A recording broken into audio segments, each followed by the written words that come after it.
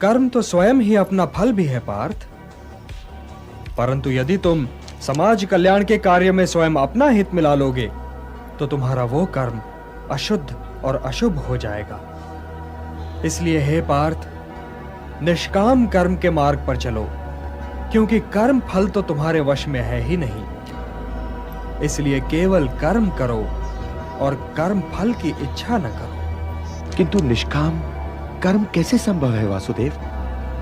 फल का ज्ञान ही तो कर्म करवाता है, और यदि दृष्टि फल से ही हट जाए तो कोई कर्म करेगा ही क्यों? कोई कर्म इसलिए करेगा पार्थ कि कर्म के बिना तो जीवन संभव ही नहीं।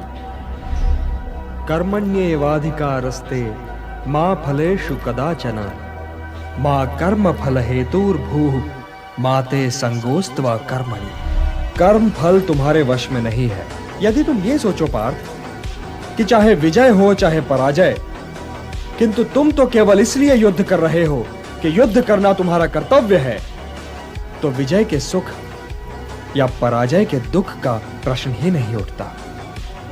और जो न विजय से सुखी हो और न पराजय से दुखी, वही स्थित प्रज्ञ है।